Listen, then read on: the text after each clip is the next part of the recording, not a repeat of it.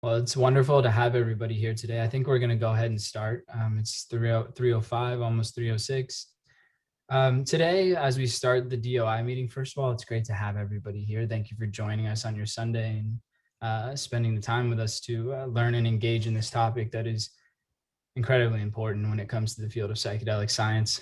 Um, Today, we wanted to start off by doing a moment of silence for all of the individuals that are um, identify as Black, Indigenous, or people of color who have been victimized, brutalized, or murdered at the hands of police in the last week and in the last year and last 400 years that have been really tough.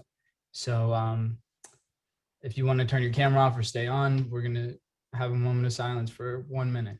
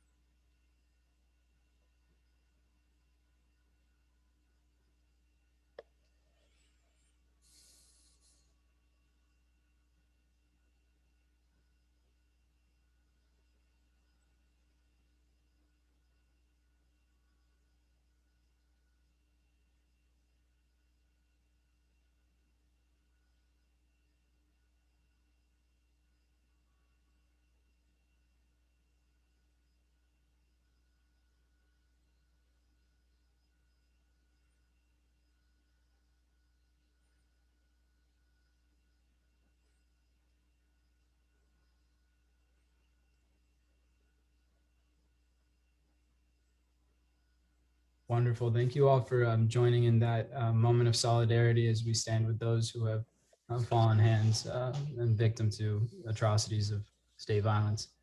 And let that energy propel us into the conversation that we're about to have today.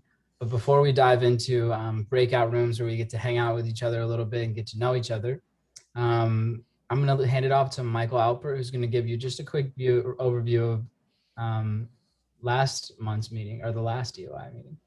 Yeah, thanks for leading us in that, Mackenzie. And thanks for turning it over. Last month, we had a wonderful meeting with Ben Lake Hook and Valeria Chambers. Ben is the head of research focusing on disparities in care for mental health at the Cambridge Health Alliance. Valeria is a community activist who founded a group called Black Voices for Recovery,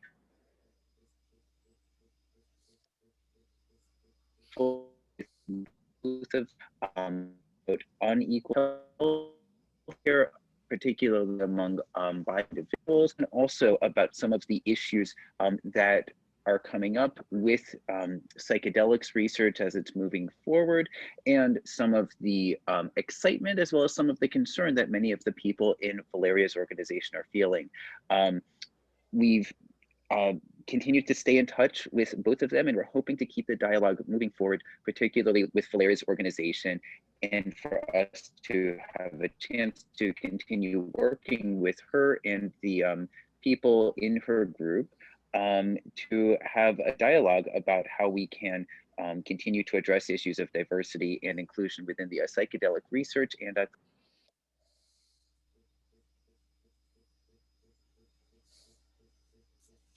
Awesome. Thanks, Mike. Okay, so with that, it's time to do the fun part before we have to sit down and listen to some of the lecture, some of the presentation. So Sherry, I think we're ready to break out into some breakout rooms. Awesome.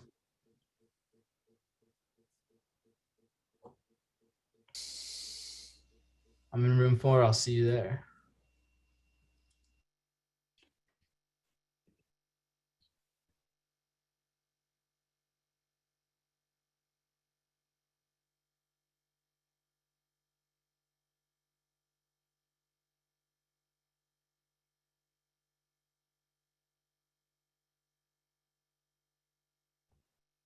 Mike, if you can still hear me, you're up. Never mind.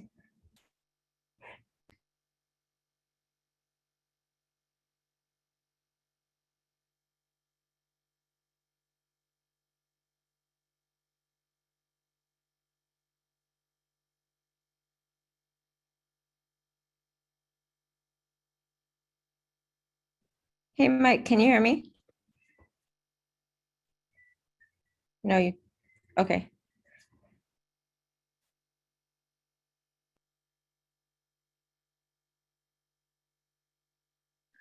Okay, I can hear you now. Can you hear me okay, Sherry?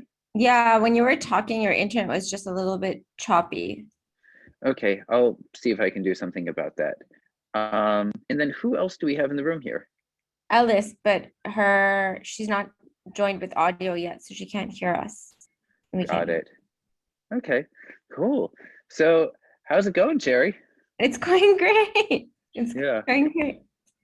yeah. Um, um, did if you don't want to go to a breakout room, you can stay and chat with me. Wait, we are in a breakout room, No, we're right? not. No. Oh, wait, where's my breakout room?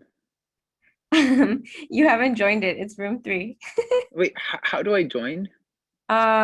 You should have gotten a pop-up. I'm gonna move you to a different room, okay? And you'll get Okay. a different pop-up. Yeah, no, I just didn't get Yeah, that breakout.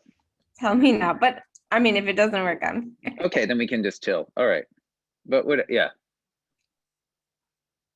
It said host has moved you to room 2, but I'm still here. so you have to like click join or go. Oh, okay. Can you try that again? Okay. Hold on. Okay. It says the host, but there's nothing for me to click. There I don't should know. be a join button. No. Hold on.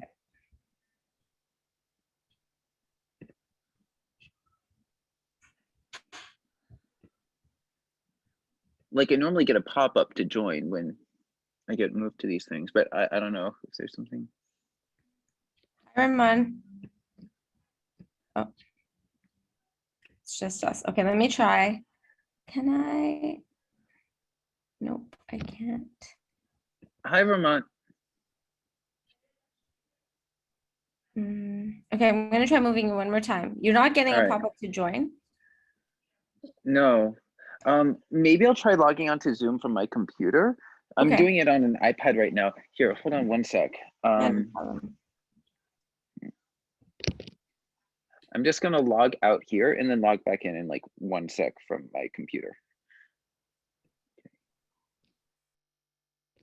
Yeah.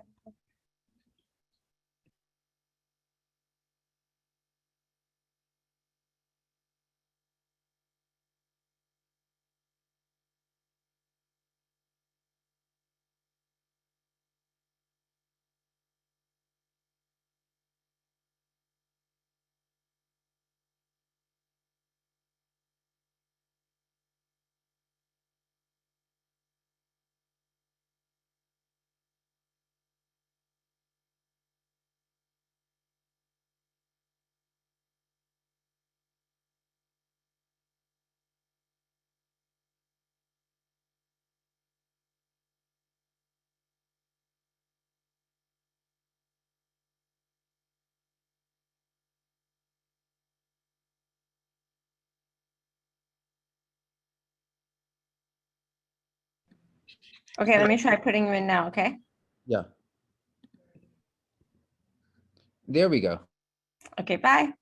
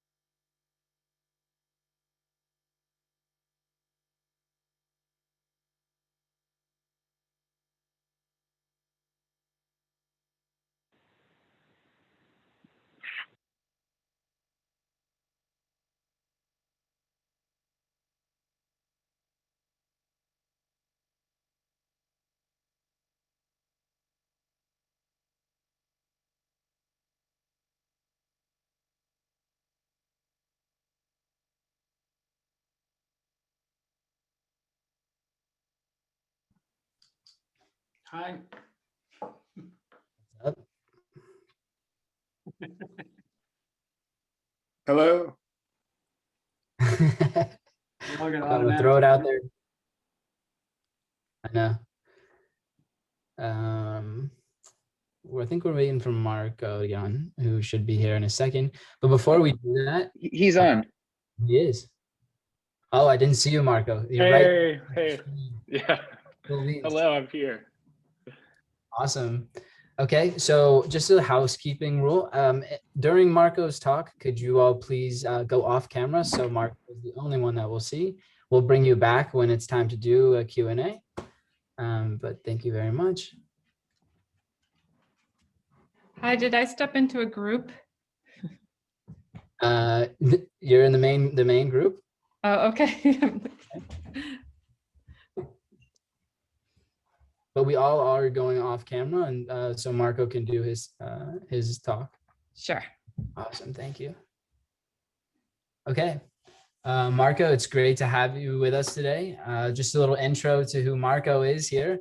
It's great to actually finally meet you. I've seen some of your work and presentations at the Yale Psychedelic Association, or I think it's a club, a science club. Is that correct? It's one of those things. I know there's so many. Yeah, that's right. IPSG is, I know. Yeah. So Marco Ramos is a psychiatrist and lecturer in the history of science and medicine at Yale University. His research and teaching focus on the history of human sciences with an emphasis on health activism and the history of drugs in Latin America.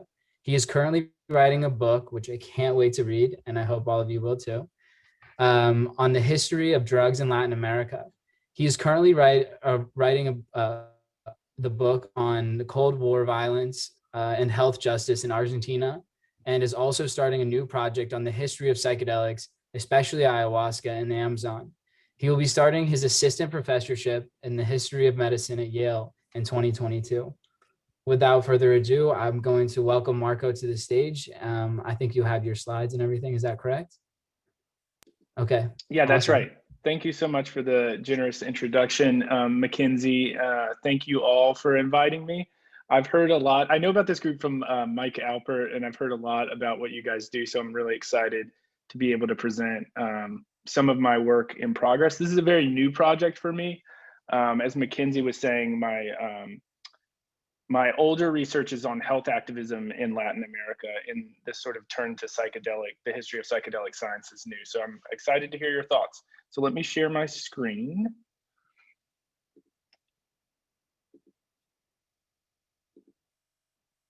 Okay.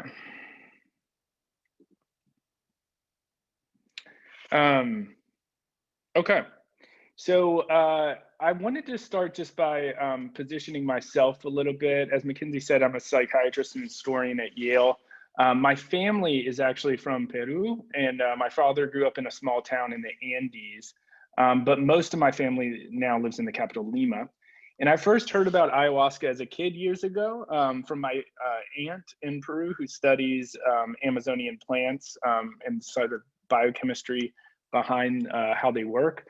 But also from my cousins who would joke about white tourists traveling to Iquitos in the Amazon to trip on ayahuasca in the jungle. They would call them mochileros or backpackers.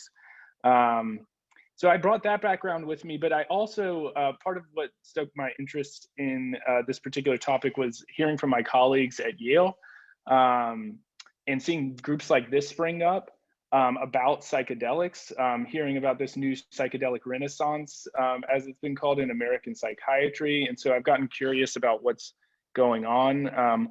What connects places like the Amazon and places like Yale, where I work, or different academic institutions in North America.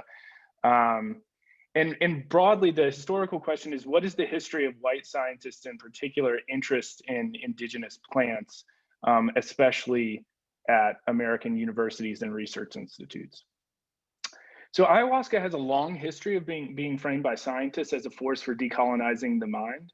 In the 1970s, psychiatrists and anthropologists turned to indigenous culture throughout the Amazon to claim that we shared what they called a human destiny, that humans were linked by a common bond to an ancient ancestral past. And through the consumption of indigenous knowledge and the ingestion of their psychoactive botanicals like ayahuasca, researchers purported to experientially transcend their historical and geographical position as white Euro-American modern people living in the 20th century. And they said by tripping, essentially, they could tap into a broader, more primitive, as it was called, humanity that existed before civilization and history itself.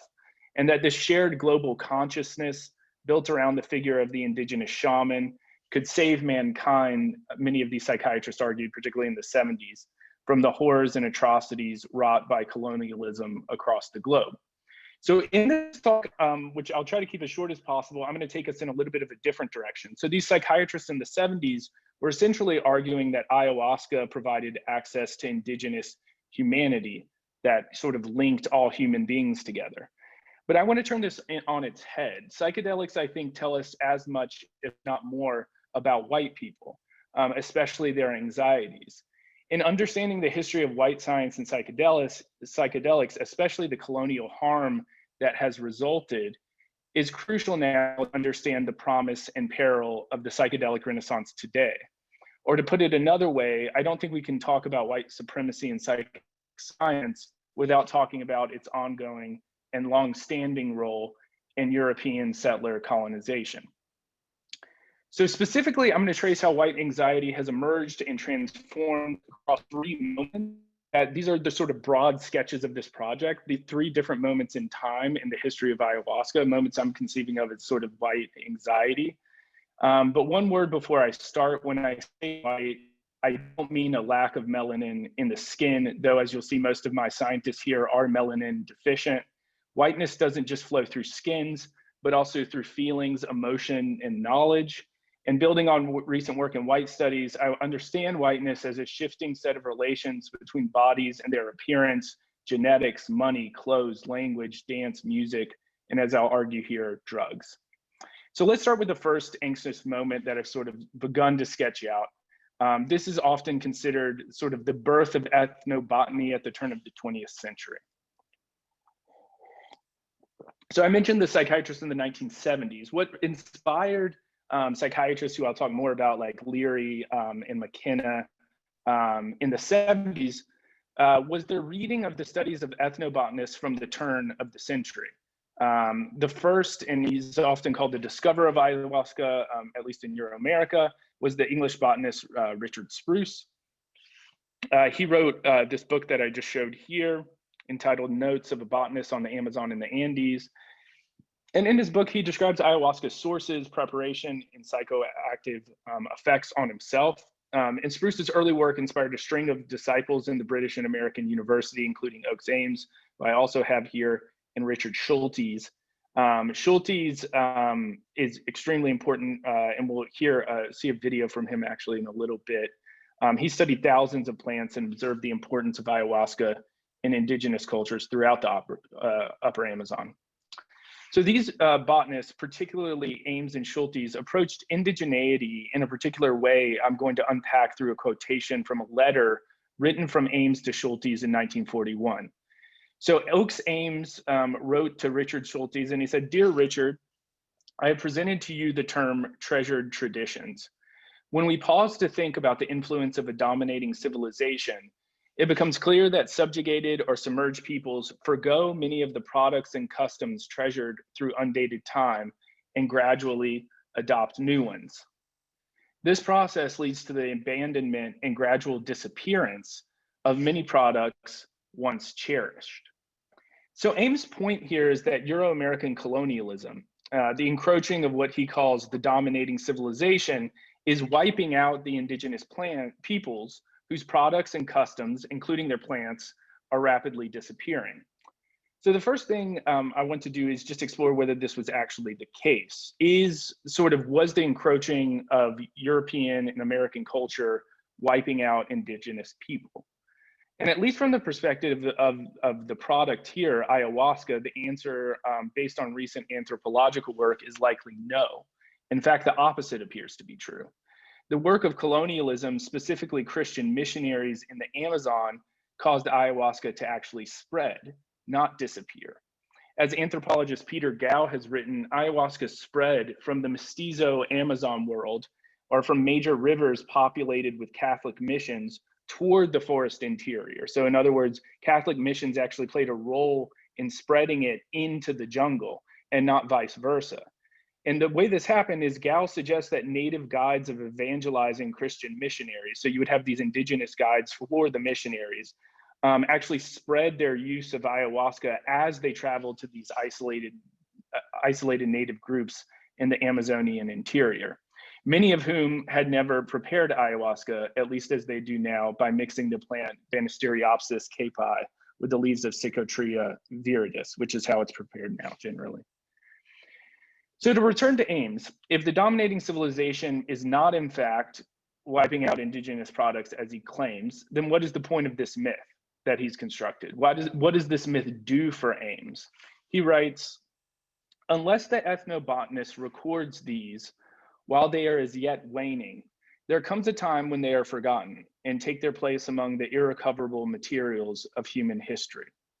So the role of ethnobotanists, as Ames is sort of laying it out here, is to salvage or recover ever disappearing indigenous products and customs.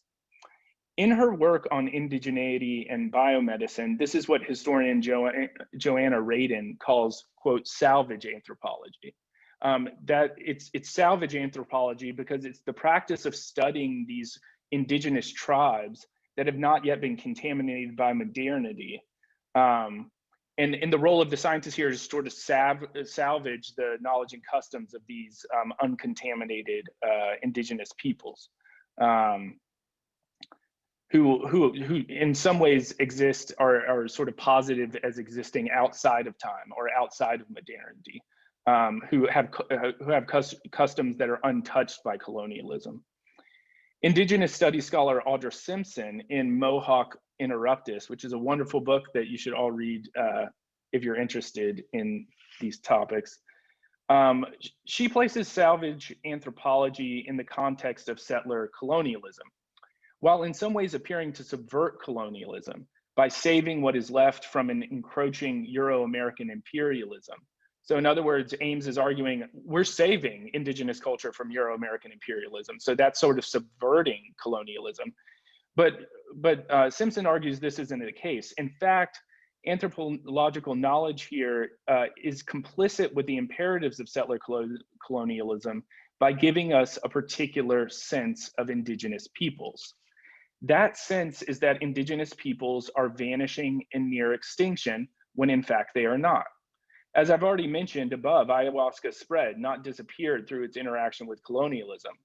But in acting like indigenous culture is disappearing or already extinct, Ames and Schultes enact the death of the thing they are purporting to save. They relegate indigenous peoples outside of the present and future existence to some undated past. And in so doing, they give themselves the right and almost the urgent and pressing moral imperative to steal, take, and preserve the products and knowledge of indigenous peoples to keep them alive. And they do so not for the sake of the indigenous peoples themselves. After all, they are almost gone and will not be here in the future, according to Ames, to read their ethnobotanical text. But they do so for the dominating civilization, because this dominating culture might in some way benefit from knowledge of these products and customs. So in what way exactly might the dominating civilization benefit? What exactly is it? Why exactly is it a worthwhile effort to recover or salvage these traditions so they are not lost to time? Ames writes, hence one of the prime duties of ethnobotany is to safeguard botanical knowledge that is on the way out, especially botanical knowledge that is integrated with human affairs. So it's not just the physical plant itself then that Ames wants to save. He identifies botanical knowledge as what is important. This is not indigenous knowledge as we commonly think of it today. Ames is not trying to argue that we should somehow recover indigenous ways of thinking that challenge Western conceptions of reality and the mind, as his psychedelic successors would argue in the 1970s. Instead, Ames means botanical knowledge in precisely a scientific sense. He sees indigenous peoples in his own image as proto-scientists of plants. Throughout his writing, Ames and later Schultes write with respectful but patronizing deference about indigenous peoples as natural experimenters who, without knowing it and largely through trial and error, generate useful knowledge about what these plants can do for, quote, human affairs. In other words, he understands the plants of primitive cultures as almost like technologies that could be useful for the dominating civilization. And plants as technologies is not my metaphor, but his. In the same letter, he somewhat strangely compares Amazonian botanicals to Alexander Graham Bell's invention of the telephone. He writes, when Alexander Graham Bell tried to interest my father and his cousin, F.L. Ames, in the telephone, he was told that his invention had promise as a toy, but that as a practical economic contrivance, it had no value whatsoever. The crucible of progress are tended by men with vision. Like other men with vision, then the ethnobotanist needs to be able to appreciate and see the potential use and application of Amazonian botanicals for the needs and affairs of the dominating civilization, even when others, including the indigenous people, don't see it.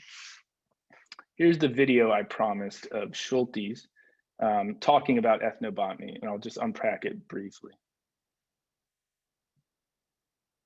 Ethnobotany simply means someone who's investigating plants used by primitive societies in various parts of the world. It's as simple as that. And ethnobotany has been around for many, many, many thousands of years. And we are now trying to salvage some of the knowledge that primitive societies have amassed over thousands of years and passed down from father to son orally. And with every road that goes in, every airport, every missionary, every commercial person, even tourism, this is fast disappearing. Many of our common medicines, ethnobotany. So the whole video is interesting, but I just in interest of time, I'll leave you with that. A lot of what he just said sort of lines up with some of what I've been saying, but just to pick out one thread that's interesting, he argues somewhat strangely that ethnobotany's existed for millennia. As a scientific field, it's only been around since the 19th century at the very earliest. So what's going on? And that's because, like I was saying, he sees indigenous people as these sort of vanishing proto-ethnobotanists. And his job is to salvage their ever-disappearing knowledge before they pass away. So to sum up this first sort of ethnobotanical moment, the anxiety of the ethnobotanists here, the white anxiety that I've been describing, is that indigenous culture is disappearing, and that drives the salvage of these Amazonian plants and knowledge. And they need to be salvaged so they can serve as technologies for the dominating civilization. So it's anxiety about the disappearance of these potentially useful plants and the knowledge that comes with them. So that takes us to the second period and the second moment. So this is the post-war period, and here you have artists and writers, and these are probably more well-known maybe to some people here, like Allen Ginsberg, Aldous Huxley, William S. Burroughs, and then you have later psychologists and academics, including Timothy Leary, Terence and Dennis McKenna.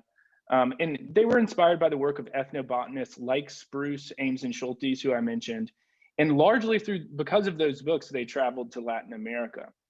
But these thinkers found something different to salvage in the Amazon than the ethnobotanists who came before them. They were not interested in the plant as a technology or even how it works so that it might be useful in human affairs. Instead, they wanted the knowledge of the shaman. The generic shaman for these psychonauts represented an alternative source of knowledge than that offered by Western philosophy and psychiatry. Shamanic knowledge offered an ancient cosmology or worldview that had been passed down through millennia uncontaminated by Euro-American thought.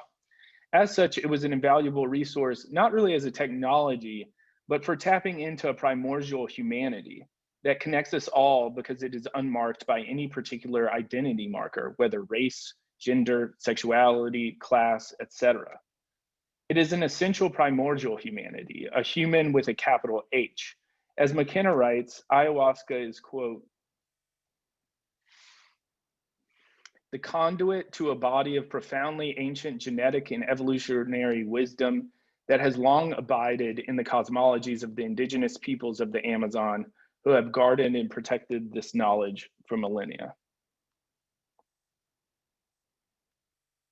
Okay, so for McKenna, the shaman was not a proto-scientist or ethnobotanist as Schultes claimed. Instead, the shaman was, if anything, anti-science, a flat representation of an anti-Western other whose wisdom could save mankind.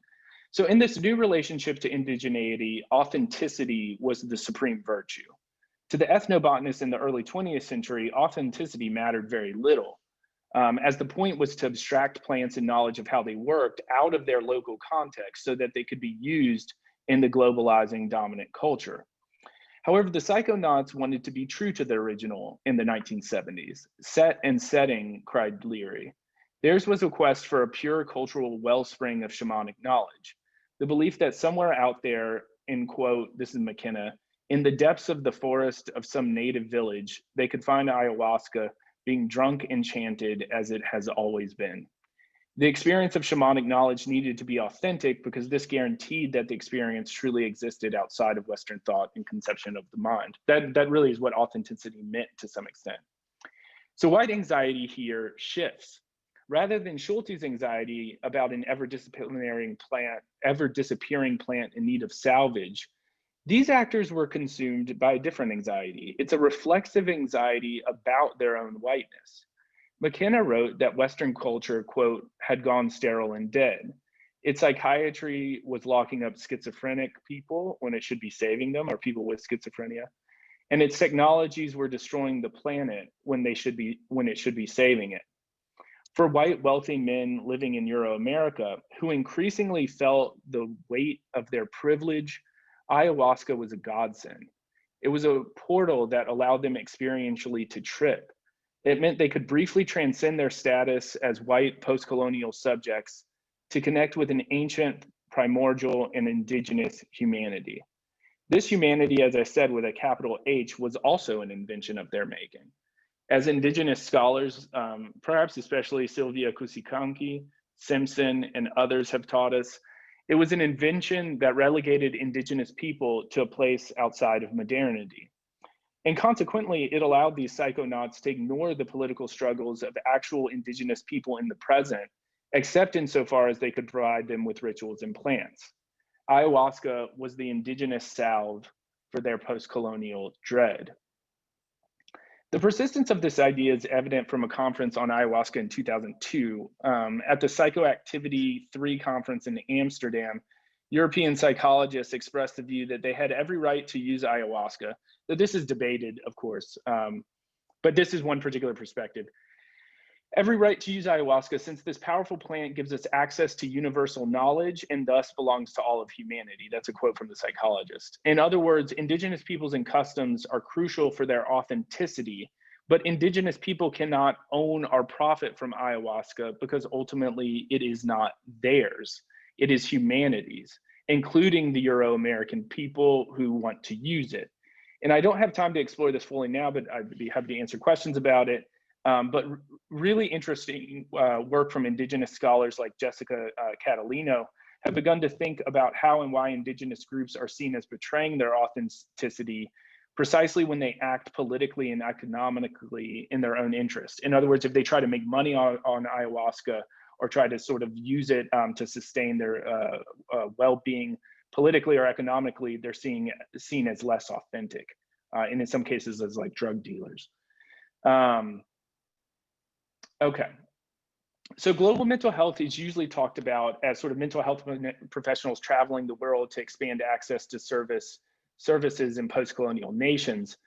But I want to suggest that it's also psychiatrists and patients traveling to Latin America, Asia, and Africa, but perhaps especially to the Amazon, in search of indigenous experiences that would enable them to tap into this global humanity I've been talking about. And the epicenter of this vision of global mental health is here. This is from Iquitos, Peru. As anthropologist Eugenia Fotio has argued, What many are searching for here is not so much the plants of primitive cultures, which Schultes was interested in, but what some anthropologists in 1970s called, quote, primitive cultures psychiatrists.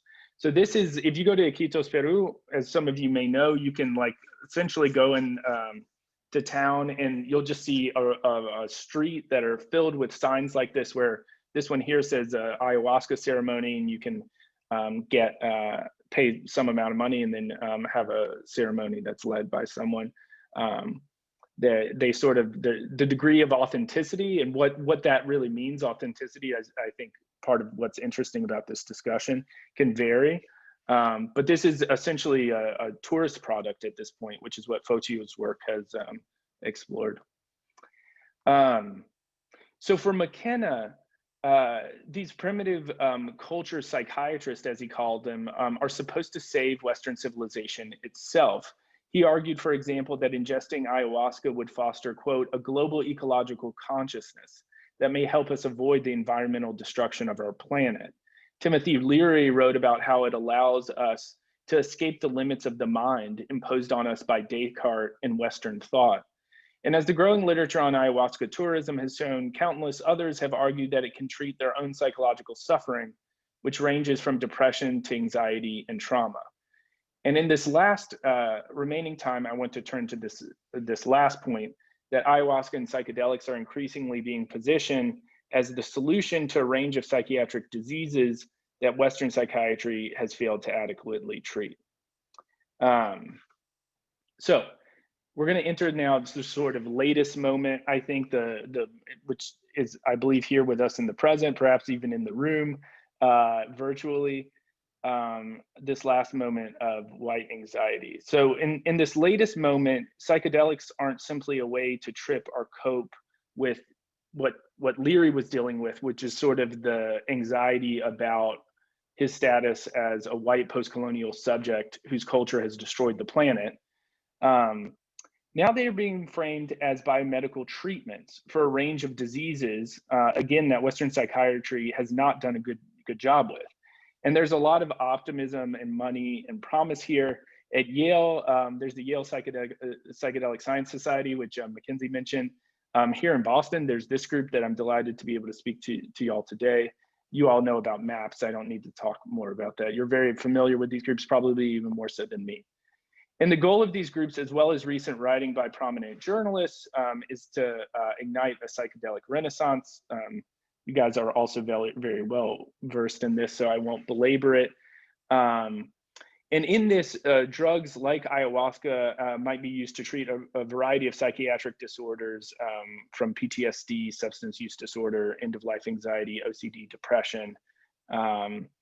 And in this case, ayahuasca has become not the savior of civilization, and this is the psychedelics more generally, but it's being framed as a biomedical intervention that may save psychiatry and its patients.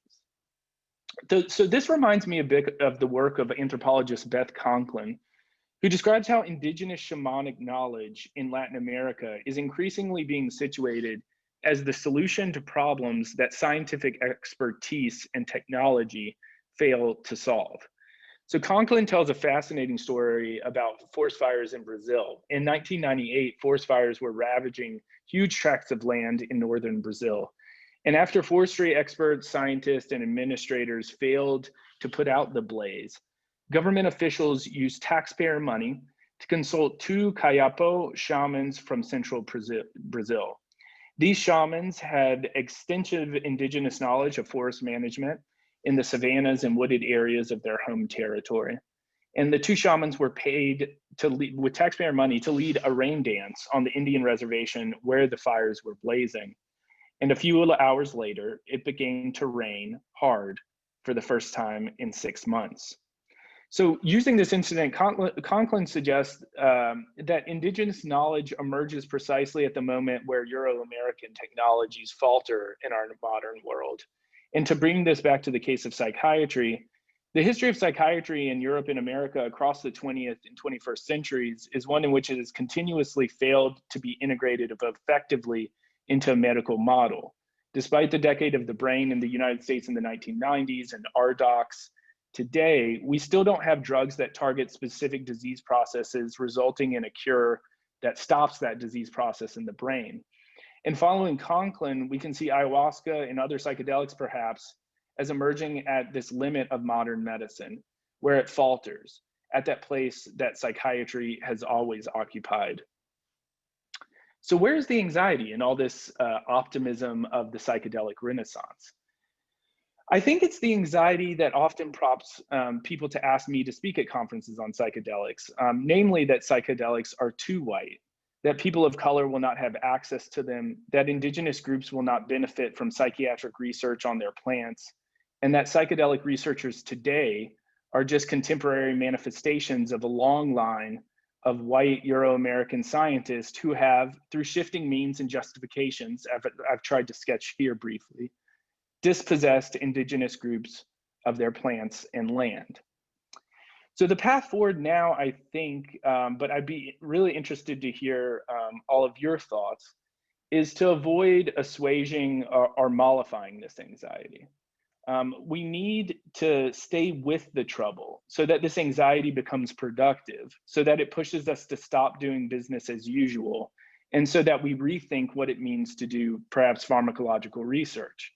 We need to question who gets to profit from psychedelics.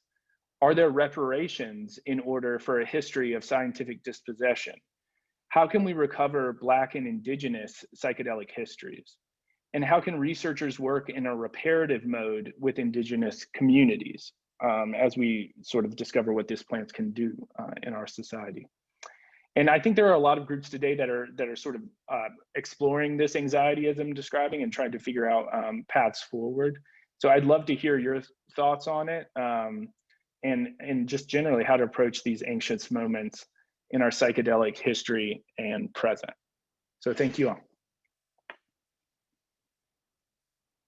I'd love to take any questions that people have. Wonderful. Marco, grateful to have you here. Every time I see this presentation, brother, I learn something new. So with that, does anybody have any questions? Please feel free to put them in the chat or raise your hand using the raise your hand function, or simply just put it up like this in the screen and I'll get to you.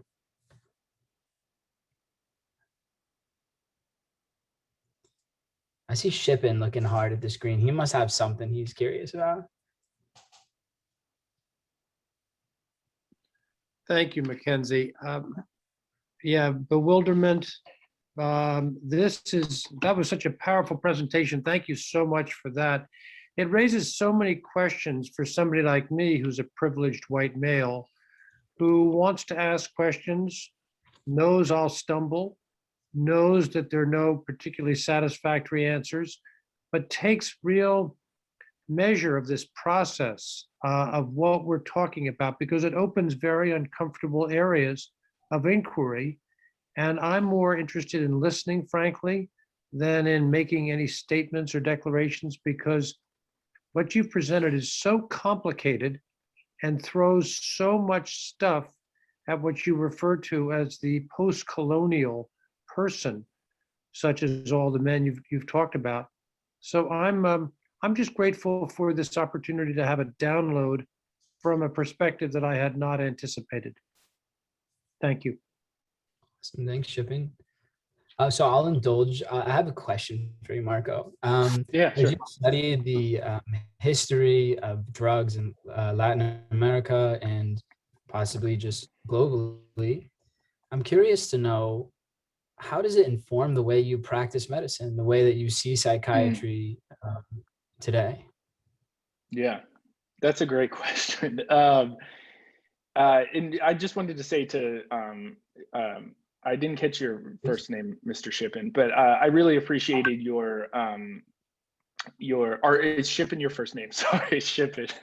I really appreciated your comment. And I think in a lot of ways, part of being sort of the reflective person who listens instead of sort of leaping forward with what the answer is, that sort of hesitation you're describing is so valuable in this moment. I think in part of what I believe can help people to do that is to know this history, knowing how complicated it is, knowing how fraught it is not actually, to me, a way of sort of saying we should be nihilistic about this stuff, that we need to stop talking about it, that we need to shut down the research or anything like that. In fact, I believe this history is important to know to be able to do the kind of work that I'm sure some people here are doing with psychedelics. Knowing this history and how complicated it is makes you more informed and qualified to be able to know how to approach some of these topics, or to begin to sort of think about how you might approach some of these topics. So I appreciate your comment. Yeah, how does this affect the way that I practice? Yeah, history for me has always been a resource for sort of thinking about my present clinical practice. And so for my earlier research, I studied the history of health activism as a way for thinking about how I could do activist work in a sort of different vein to fight racism and colonialism, and capitalism in our system today in the United States, by looking at about how people have fought those things in Latin America in the 1970s. So that was sort of my relationship to the past then was sort of like, what models can we pull from the past that I can use to think about how to fight these structures of oppression in my practice today. This is more of a as Shippen picked up, is more of a cautionary tone, and it's a way of sort of helping me think about when in a sort of spirit of optimism, and that's sort of taking over psychiatry in this moment, do we need to slow down a little bit and sort of dig up these histories so that we can put the brakes on a little bit and have really important discussions. And so that's sort of how it's made me think about it somewhat. But this is something that's sort of evolving. Yeah. So I'm curious if there are other clinicians in the room, if this history makes you think differently at all about your own practice. But yeah, thank you. I want to give the floor to Mark, who put a question in the chat if he wants to say it out loud. Then I saw John go up, and then Penelope, you'll follow. I'll put it in the chat too.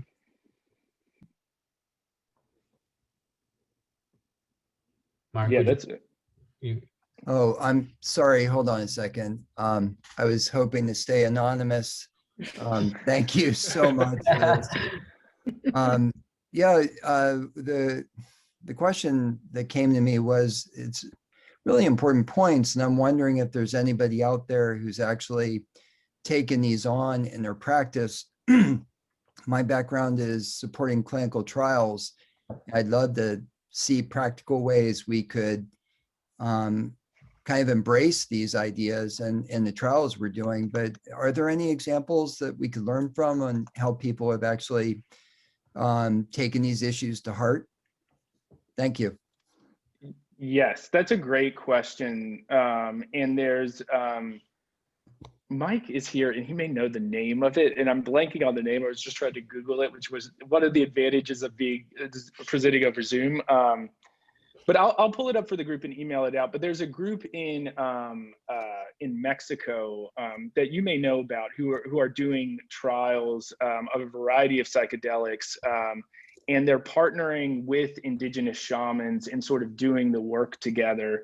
And it's super interesting because some of the most interesting work I see happening is work that's saying, should indigenous perspectives of value actually affect how we see sort of scientific conceptions of value, right? So generally the randomized controlled trial is how we determine if a drug works and how we get FDA approval.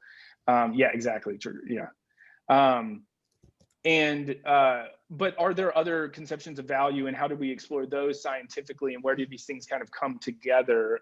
And one thing that does bother me a little bit about the way I depicted the history here is that it's a very sort of white science, indigenous peoples as two separate things. But increasingly what's happening is what you're suggesting is that, and what to some extent is what always has happened, is they've started to come together in really interesting ways.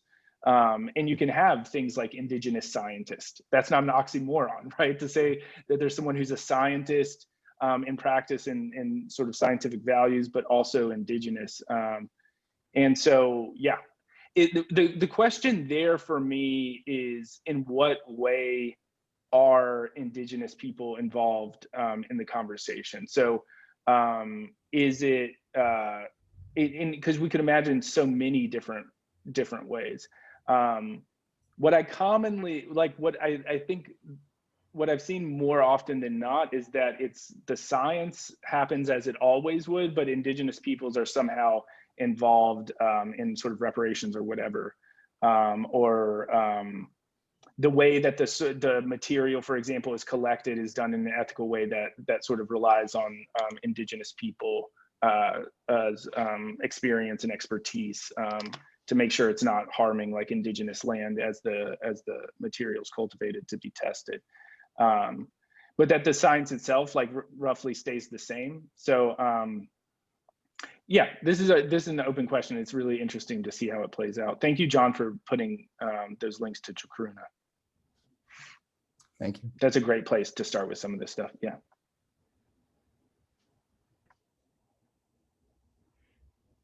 Are you ready for me, Mackenzie? I think John is up first, and then you're up, Penelope. Oh, okay. Yeah. Thank you for your presentation. That was great. Mm-hmm. Yeah. So I was thinking. So we're at a place to, I think, we talk about trauma more frequently today in our society, and when we talk about history, I think we talk about trauma from that historical lens, from that collective lens.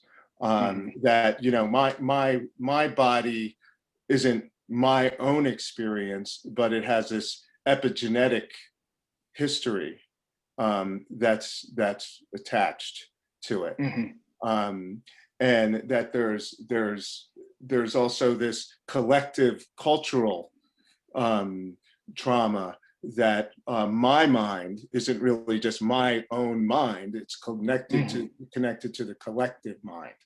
How do you think psychedelics can maybe further that sort of orientation and just creating more like integration when it comes to just even when we think about how we look at our somatic experiences and things like that?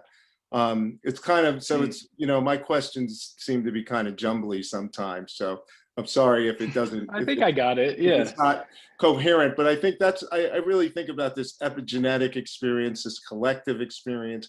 As we talk about that in trauma, I feel like that opens up an opportunity for folks of color, for Indigenous folks, to partake in therapeutic experiences more readily, and it feels more congruent to the experience. Rather than so individualistic. So I don't know if you have Yeah, I just lost that little bit, but that's a super interesting thought. And it reminds me of the way some of the historical actors I've talked about have framed psychedelics. As far as like, how do I personally see psychedelics doing that? I'll probably sidestep that question because I'm not sure that I really have. I think probably other people in the room here have more of an experience, because ultimately I'm mostly a historian with respect to this stuff. That how that might happen today. But what I can tell you about sort of the history of people looking at it like that might help us think about whether that is a possibility today. Is one tension that I see that's interesting is sort of your conception of sort of how does psychedelics allow us to connect to this sort of epigenetic collective sense of humanity, and perhaps in certain identity groups, trauma. How that there's that question, and then there's the sort of question that's sort of coming up in the psychedelic renaissance to some extent, is in its more sort of like MAPS style stuff, which is how do psychedelics treat diseases in a sort of an individual person, and which is much more sort of individualizing biomedical model, which is not really what you're talking about. You're talking about something sort of a notion of healing that's like a little bit broader and more expansive, I think, than this sort of like, okay, you know, like I could give you ketamine for depression, or I could give you MDMA, and they're both the same. They're just two interventions, which is how a lot of drug trialists at like Yale see these substances and elsewhere see them now. And so you have this tension between these two different ways of seeing the values of psychedelics, this one sort of more collective one, this one sort of more biomedical and individualized. And it's going to be interesting to see how this plays out. Like, how are psychedelics actually going to be used? In what spaces is this sort of more collective, this sort of value on collective history emphasized? In what spaces is this sort of like biomedicalized individual model emphasized? That's for me is one question that I sort of have going forward. Sorry, I didn't answer your question directly, but I hope that's no, but I really liked your synthesis of my idea, and you know, that because I think I feel those two tensions. It's almost like, you know, I think about the old psychoanalysis, you know, you know, 3 days a week to psychotherapy for 10 years, you know, and it, you know, it's like, well, you know, we know that didn't work for folks of color, you know, and working class people. And, you know, and those mental health models weren't congruent to the experience. So, but thank you. Penelope? Thank you, Marcos, very, very much. Very complicated. Wow, many layers. I echo all our respondents, especially Shippen. Two things. One, I wanted to say, are you aware of the new Center for at MGH for Psychedelics and Neuroscience? No, but I'd love to hear about it. Tell me about I'm not the one to explain it, but I know that I have access to Shelty's plants, the samples. Oh, really? And I have a feeling you must. This is why I give talks. Must talk to these people before they do very much. Please do. Please talk to them. Somebody really, that's fantastic. Okay. Dick Simon can probably get you hooked up with them. But I mean, they're right on the verge of doing all this. So please talk to these people, because I think what you have to say is very important. I've been very ambivalent about going to South America and even experiencing ayahuasca. Something in me says, you know, just hold still and listen. And invited by me, I'm a Jungian analyst, and I have people coming to me that want to integrate their ayahuasca experiences, et cetera. And part of what I've found is there is a really beautiful meshing of the work of dreams and ayahuasca, and it's like hand in hand. It is beautiful. And those are people who are working as authentically with authentic people as I'm hoping for. But the power of what you're talking about the colonialization and the exploitation, and I really feel there's this enormous power around all of this, and I'm hesitant to walk into that personally. I mean, it's nothing hurt. It's talking to me anyway. So and I think that's, no, thank you for sharing that, because that's also a statement of somewhat of vulnerability. So I really appreciate you sharing that in this space. And I think it makes me comfortable sharing for myself that I'm also at various moments had hesitation in certain encounters to say, is this the right place to use ayahuasca? Is this the right way? Is it more authentic if one of my family members is there because that's a connection to Peru? Or is it, I mean, but they're mostly like these sort of like Limeña suburbanites. And so what in these questions about like, is it authentic enough? What does it mean? Is it exploitative? Is part of the reason that I've turned to history, is to help me think through these questions, not just as this sort of intellectual activity, but also as a personal sort of investigation for me to try to grapple with some of that exact feeling of hesitancy. Where does that hesitancy coming from? What histories is it speaking to? that's sort of what I'm trying to figure out for myself. And I'm hoping it'll be useful for other people as well. Thank you. Before Marcos goes, 1 second, Marcos. I know Anne probably wants to comment to Marco about the MGH stuff.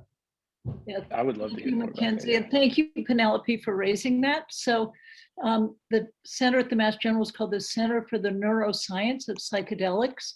And Dr. Stephen Haggerty, who's a neurobiologist, PhD, has access to all of Schulte's plants at the Peabody Museum at Harvard. And he grows brain cells in Petri dishes, and he's going to figure out, test how the brain cells react to these plants. I'm not being very technical, but that's how I understand it. And then they're going to do neuroimaging of the brain cells. And I would be happy, Marco, to connect you with them. So That's so generous. Yeah. Yeah. And I'm on the advisory council. Ron misses as well. And Wonderful. also Marco, Mike and I were MAPS therapists together, so Mike can definitely get us connected. Thank you so much for your wonderful talk and all the important issues you brought up. Beautiful. I'm sort of floored by your generosity of inviting me to see some of that. I didn't know about that. This is a wonderful plus of giving talks, is that people connect you with things, and this sounds like a wonderful opportunity. So again, thank you, and I'll reach out. Great, good, thanks. Marcos?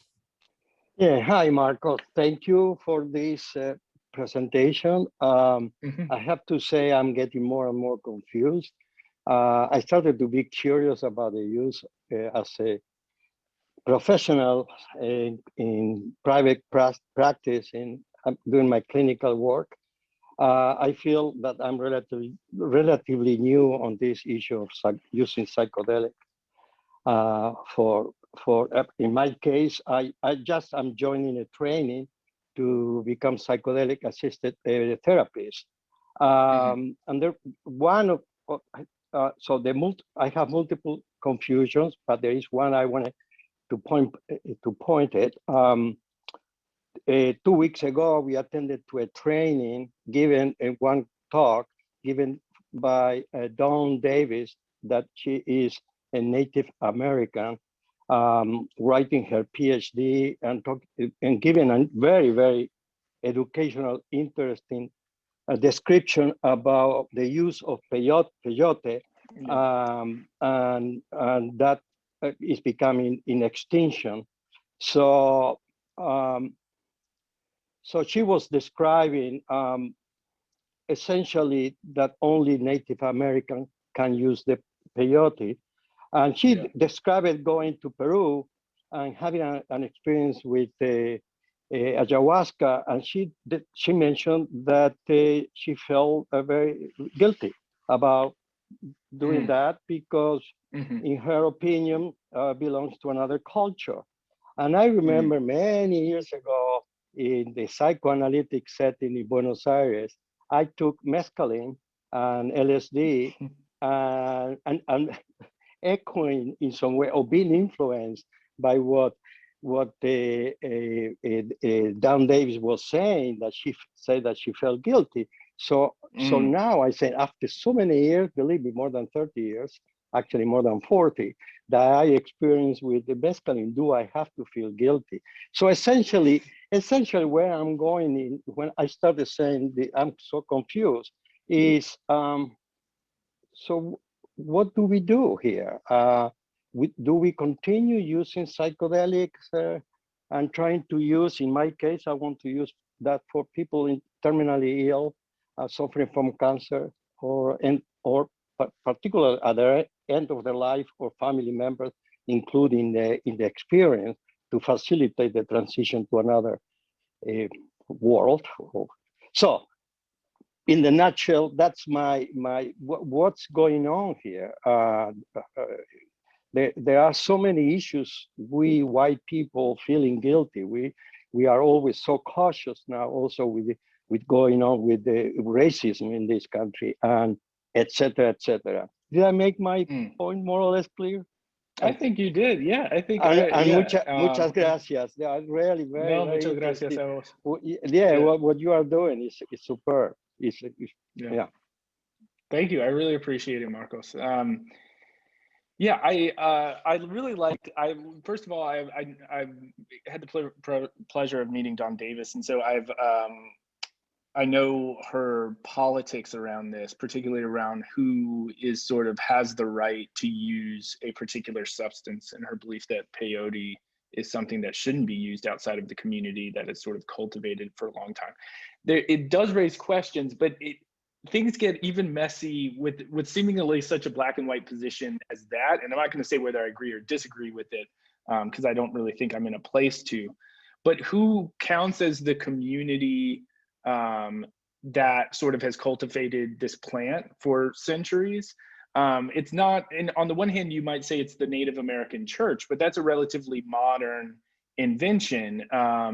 And there are also communities that are sort of outside of the Native American church that have been using it in different ways for a really long time that that are sort of on the margins. And are those communities also sort of authorized to use peyote in the same way? It's really complicated, and so there's not an easy answer, unfortunately, which is part of what makes it so interesting to your question of what to do, whether it's okay or not okay, or whether you have the right or don't have the right to use it. It's more complicated. It's too complicated to sum up so neatly. But I think that what history can at least help us do is articulate with more clarity what exactly the issues are and some of the questions to answer. So you mentioned LSD and mescaline. Obviously, like LSD has a very different history than mescaline, and so some of the ethical issues involving one are not going to necessarily be present in the other. But hopefully these histories will help us just ask questions about, like, if we're using a given substance like mescaline or peyote in a clinical setting, do we know where the peyote or mescaline came from? Do we know how it got into our clinic so that we're now giving it to someone? And did that route and somehow harm Indigenous people or ignore them or not allow them political voice? And if that's the case, what responsibility do we have, even if we decide to give it because it's going to help the patient in front of us? What sort of responsibility might we have to change that, to advocate for changing the way that these substances ended up in our clinics? That's sort of one example of, I think, how you can start to think about some of the questions that these histories raise, and that it might affect how you sort of see using them. Yeah, sorry, that was also a somewhat rambling answer. I hope it was helpful. Well, if I may, Mackenzie. Sure. Yeah, well, there is this, you know, you mentioned about going to Iquitos as a tourist and having maybe the experience. So this raised the issue of we being curious, we trying to learn and to experience from a substance that is being used culturally for many years, and comes this issue of being an outsider, going to Mexico and having an experience with them. So I found it complicated. I found it in the case of Dawn Davis, too extremist, too black and white, in which intimidates me. So anyway, that's my rambling. Thank you for sharing. John, please feel free to take hold of the question. Yes, it's just a simple but powerful perspective that a famous sociological philosopher, Peter L. Berger, sort of introduced about good faith and practices of good faith. And it sort of was an understanding that he gleaned from sort of an ignorance that we seem to have in our lives. It's part of, you know, that process of using generalities, sort of prejudices that are necessary to navigate the world. So we don't ask questions sometimes like, where does that chocolate come from? Mm-hmm. You know, the children in Africa that are used in these plantations where chocolate is made are often sold basically into the process, and the developing the skills to open the husks involves their fingers being cut off as they learn. And we never ask these questions. What is the real depths of what we're doing? And Peter L. Berger said that this is to be an authentic member of our community, that we have to develop these strategies of asking to the logical consequence, the outcome of our direction with these in these areas. And it's not to say that what we're doing is wrong, as That's right. the good Dr. Marcos just asked. And there's this uncertainty and anxiety over this question.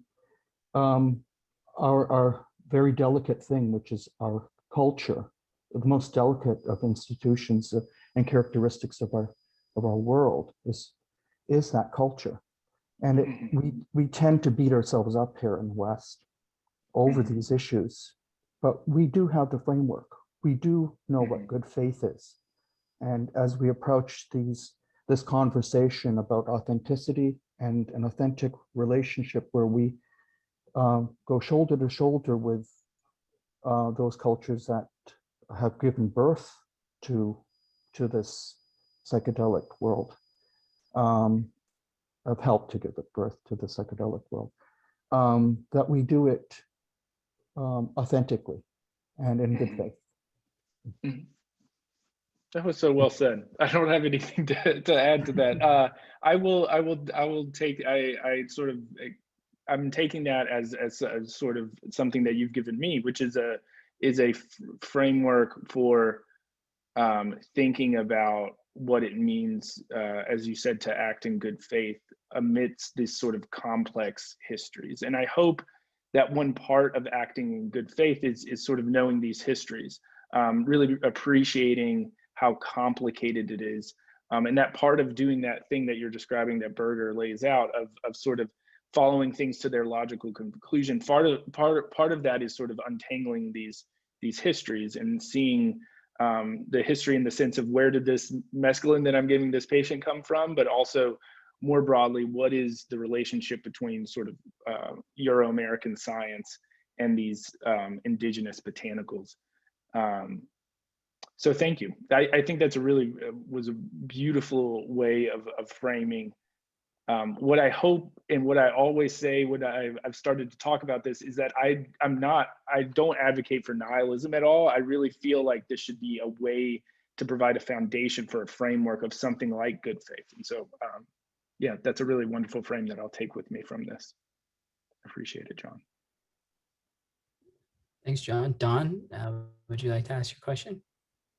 Yeah, Marco, thank you so much for that. That was really, really wonderful. So my question is, do you have any, so you live in two worlds, or have prior exposure to two worlds. As the medicine, the plants, the beings are released from the jungle voluntarily or not, I'm wondering if you can make some suggestions to us around best practices around how to do that in a authentic, respectful way. Thank you. Yeah, that's a great question. I don't think I'm in a position to answer it, unfortunately, because I'm in some ways my job, or at least as I see it as a historian, is to sort of present the complexity of trying to do that and the messiness of it, and to sort of stay with that trouble before jumping into sort of like, well, how do we fix it? And I want to know the answer to that question, and part of it is that I'm also just not there yet. I'm not quite sure I know exactly what it is. But I think that that groups like you have here are well positioned to think through this together, and thinking about who's in the group and whose voices are represented and things like that, and who gets to contribute that. And just to lift up again John's comment, I think good faith as a sort of frame, and sort of framing what your values are as a group with approaching to this, whether it's formally or not, can also be really valuable. But yeah, so so I'm sorry, I don't feel like I can answer the question of exactly what do we do now. Some of what I'm trying to do is to try to stay with the trouble a bit, to chip in, and there was one other comment about sort of the Penelope, about sort of hesitancy, and untangling exactly like what is that trouble, why do we have this hesitancy, and to stay with that for a moment. But I think it should lead to reactions. If we're just sitting there staying with the trouble and then we're not doing anything about it, then that's a problem. So I don't mean to dismiss your question at all. I just unfortunately don't feel like I'm in a position to answer it, at least at this point in my journey with this. Thank you, Marco. Thank you for your honesty. I think it's a very important question because of the startlingly rapid speed with which clinics are opening up all over the place. So yeah, I think the best practices around that is a really important question. I'd love to hear other people's views on this. I guess one thing would be slow down. It's like, if you're talking about the speed with which things are going, it's just like slow down for a moment. Think about what your values are, how you're approaching it, and articulating those before moving on. But yes, you're absolutely right. It's happening very quickly. Would anybody like to respond to any of the other questions or have their own? Yeah, over. Go ahead, please. Yeah, hi everyone. It's my first time in this panel as well, so thank you for inviting me. I came through Dawn. I will work here in Toronto, and thank you, Marco, for your talk. I'm an Israeli psychiatrist who's doing his clinical fellowship here in CAMH with psilocybin research, and have interest in the psychedelics research, of course. As part of what you said, like one thought that came to mind, there is a very nice work of an Israeli psychologist who worked with John Nutt in the Imperial. Leo Rosman is his name, and he's doing this qualitative work, but still about a solution for the Israeli-Palestinian conflict through ayahuasca ceremonies. And he's putting ceremonies together of Palestinian and Israelis, and taking the reflection from there. It's quite interesting to hear him or read about that. And that's like a thought about colonialism and the plants and the way they spread around. I think it's a very interesting a source of the anxiety, maybe the conflict of the heart and the mind, or the energy and the substance and the material, which the white and the indigenous cultures maybe hold in a different way. And my thoughts or question is, because I think that the very strong scientific forces going towards psychedelics, and as happened with the cannabis, a very strong economic forces now are activating that. And that, so I wonder how we can, I see like my job as a psychiatrist to bring a responsible voice about the use of psychedelics, that should break somehow the economic forces who run so strongly ahead. On the other hand, I don't want to be, the party pooper, or the one who's too cautious with that and like less visionary. So yeah, I want to share that thought, or maybe to hear you or the others about that. Thank you. Yeah, that's a really excellent point, and I'm glad it came up, because I was going to try to bring it up if it didn't, which is the sort of capitalism and these substances and how the two articulate with each other, and something that doesn't come up in this particular talk as much as it should maybe. Yeah, it reminds me of, this is actually something I wrote with Mike Alpert and Wes Boyd on ketamine, actually, and which gets into a whole thing about like even what counts as a psychedelic. Where does the concept of psychedelic come from when things like LSD and ketamine synthesized substances that aren't really indigenous botanicals also get included? So what's the thing that makes something psychedelic is an interesting question, and who gets to decide. But that aside, ketamine is a really good example of this, where there was this benefit seen on depression with generic ketamine, which is really cheap. Some of that research came from my institution, Yale. And then Johnson & Johnson gets involved, and they're like, generic ketamine is really cheap and we're not going to make any money off of it. So why don't we just take, the enantiomer of the sort of racemic substance, S-ketamine, and we'll patent that. And now instead of charging $1.50, you can charge like $1,000 a shot. And so from a clinician's perspective, that's awful, right? It decreases access to a substance that would otherwise be cheap and likely work just as well. In fact, we don't really have the research testing generic versus S-ketamine because pharmaceutical companies don't want that research to exist, right? Because it would undermine their product. So yeah, it's really tricky. And so instead we have this, the thing that at least at Yale that keeps, that people will get is S-ketamine, and it's way more expensive. And you have to have, if you have Husky, which is, our sort of state-based insurance, you don't have access to IV S-ketamine. So it's limiting access. And so this is going to be a very difficult area. Again, there's no easy, best practices here necessarily that have emerged, but seeing the way that groups like Compass and other groups have sort of started to try to turn these substances into substances that you can make money off of. It will come with promise, I'm sure, because it'll increase their availability to some extent to a certain group of people, and may lead to things like FDA approval if a pharmaceutical company picks them up. But on the other hand, can also get into all these sorts of dilemmas where they limit access and make us uncomfortable as scientists and as clinicians. So that's a long way of just giving you another example of how complicated it is. Thank you for bringing that up. Does anybody have any other comments to other questions or have a question? Yeah, go ahead, Shippen. Yeah, please. Thanks, Mackenzie.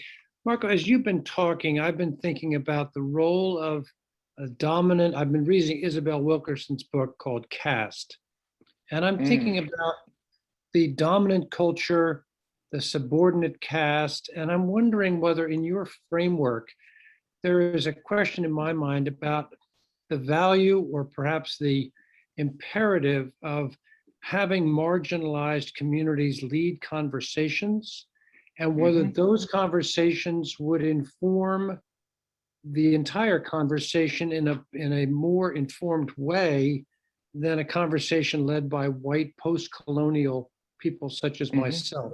It's really interesting to me that the voices that haven't been heard may have generations of wisdom that we need to hear, but how do you provide the space for that to happen?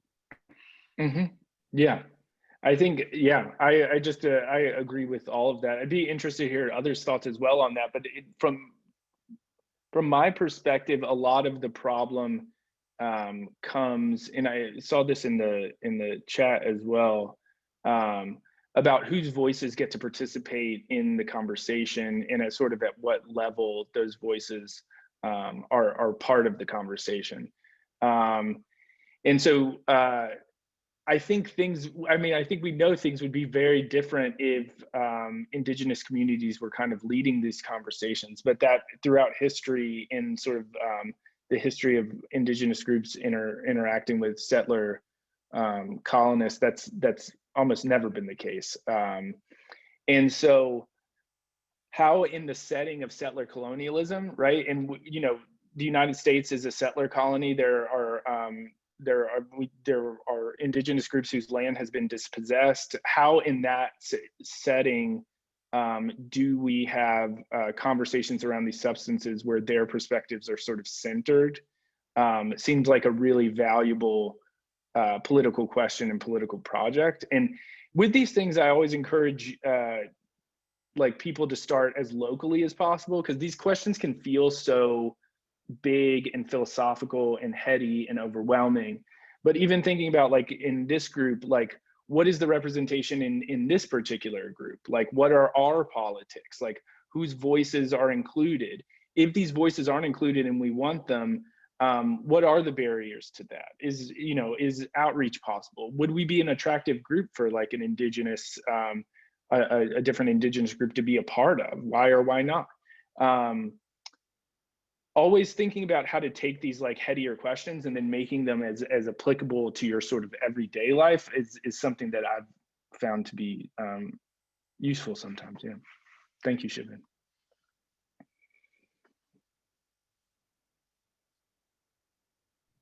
Would anybody like to respond to that?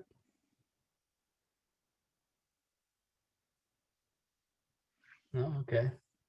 Okay, so Marco, I have a couple of questions. I know we're coming to the end of time, but the first one is, what do you see for the future of history's involvement in the quote psychedelic renaissance? And the second question is, what are you reading recently? May share with us something that you would like us to know. And then after that, please, in the last couple of minutes, we always like our speakers to share a piece of knowledge with us, something that you want us to leave off with and to know from your wrap up. Yeah. Okay. I'm sorry, I lost track of the. I started thinking about what I want y'all to read, and then I lost track of it. What was the first question? What is the history, do you think? Oh, the future of history. Yeah. Okay, got it. Yeah. Yeah, that's. I hope the future of history in the present is another way of thinking about that question. Is one where it's very much there. I think as this reminds me of, I'm trying to remember everyone's names, but I really liked John, I believe. John's comment about how much history matters, particularly for marginalized groups, and how those histories are articulated sort of in our present consciousness. I think that is something that is particularly relevant in this field of research. And so I hope that history has a big role, that people who are doing this work are sort of trying to learn these histories, that more historians get interested in this to be able to provide those histories, and that some of these histories start to get articulated. But the other thing is that a lot of these histories haven't really been written. So it's not a matter of going on. That's part of the problem, right? Is that like a lot of these stories haven't been told yet. And so, so you can't just go onto Amazon and be like, I want to learn about the history of ayahuasca. And if you did, a lot of what you read wouldn't be what I just like told you in this talk. It would look very different. And so thinking about what are these histories and how can they be made useful for the present is something that I'm very actively involved in. And I think I'm trying to gather, on the other side of things, I talk to historians, I'm trying to gather historians who are interested in this. And so I see, as someone who's a clinician and a historian, I try to bridge those worlds, and bridging worlds and portals is something I think about a lot, and also our psychedelic successors have as well. So that's one thing I really hope happens, because I think these histories are essential to be able to work through the sort of ethical complexities of the present. In terms of reading, it's not specifically about psychedelics, but I will share it anyway in the chat. I don't know if any of you know Catherine McKittrick's work. She just had this book come out called Dear Science. It's a book about science from a sort of Black anti-colonial perspective. She's a Black studies scholar and an amazing writer. And it's very readable. So I would yeah, so far I haven't finished it yet, but so far I really loved it. It also, my favorite thing, it comes with a playlist, a Spotify playlist that is like amazing. So it's like you also get, there's the Spotify playlist. Thanks for the So it links. also comes with it comes with a great playlist. I think it's almost like 100 songs that she's picked that sort of also interact with the book. Like Dear Science itself is from a TV on the Radio song that sort of inspired the book. So check out Catherine McKittrick's work. She's great. What is one thing I want you to take away from this, or a story?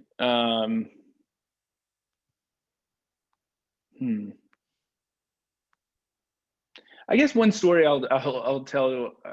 This, it's such a sour note to end on the story, but it is the moment. Maybe I'll share the moment where I realized I was going to do this project. This must have been 4 or 5 years ago. I was in Lima with my family, and there was this report, and there's a lot of different accounts of what exactly happened, but there was this report of a Canadian man who had gone to Iquitos and engaged in one of sort of these ayahuasca like trips, right? And ended up sort of spending a lot of time with this particular indigenous group. There are various reports of what had happened, but in the end, he ended up sort of shooting and killing the shaman who was associated with the group. And you can read about I can drop a link or send it after. And then the group sort of captured him so that he couldn't leave, and then they waited for a while, and they were sort of, the reports were that they were waiting to see if there would be a police intervention. And then I mean, again, this is all, it's hard to know exactly what happened, but some people say that the police didn't arrive quickly enough or what have you, and they ended up lynching the guy, and there was like video online, and it was really graphic. So I hate ending on a note like that, but it is something that sort of, it was the exact same time I was getting emails from the Yale Psychedelic Science Society about like how great ayahuasca is, and you know, that all this research is happening. And it was just that moment where I was like, there are so many sides to this story, right? Like right now in the Amazon, there's a guy who just killed a shaman and was lynched in the setting of using psychedelics. And then at Yale, there are people using like, you know, MAPS dollars and NIH dollars and studying this sort of substance to see its promise for psychiatry. What's the story here? And how are these spaces connected, and how have they been connected through time? And so, yeah, I still feel a little bit bad for sharing such a awful story, but that is at least one of the moments that brought me to this research. So. Wonderful. There were a couple of questions in the chat that I happened to miss or didn't ask out loud. Do you have a couple of minutes to stay around and answer those, or? Yeah, sure, absolutely. The first one is from Ellis, and please, if people need to go, it's okay. What if the spirit of plants wants to be discovered and spread by colonizers in order to bring needed gifts to the world at the same time? I know, quote, white folks who have felt called sometimes to pursue to serve the medicine. Yeah, it's a really interesting point. And I guess the one question I have is like, who gets to speak for the plant, right? So who is in a position where they can say what the plant wants, and how do we determine that, and how has that been determined differently over time? Whose voice gets to be the voice of the plant at a given moment, in a given place at a given time? And that has changed in a lot of ways over time. Who sort of is able to position themselves as sort of the person who gets to speak for what the plant wants, or what the plant needs, or what we should do with the plant. And part of part of my role is sort of, I think, is tracing the various people who over time have sort of said, I get to say what the plant wants at this particular moment and what it needs and what should happen with it.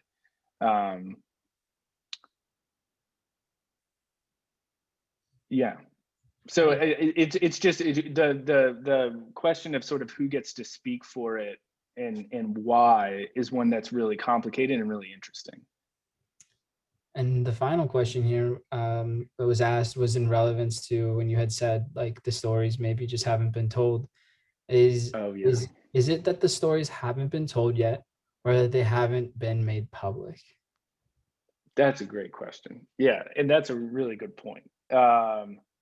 Yes, I really like the spirit of that question, which is you know,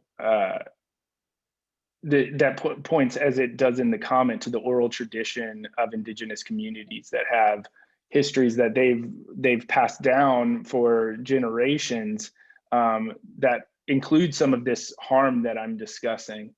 So there is definitely that, but I do think some of what has not been told is more on sort of the white side of things, and it's because a lot of the sort of perspective, whiteness is often sort of an unmarked, whereas like for example, Indigenous groups or people of color are hyper visible as groups that have cultures and that have specific values. What the sort of the values and the history of white science or white people is something that's somewhat invisible because it's like the water in which we're sort of working. It's like the infrastructure and the framework that holds our society together to some extent. And so it's hard to always see it. And so that's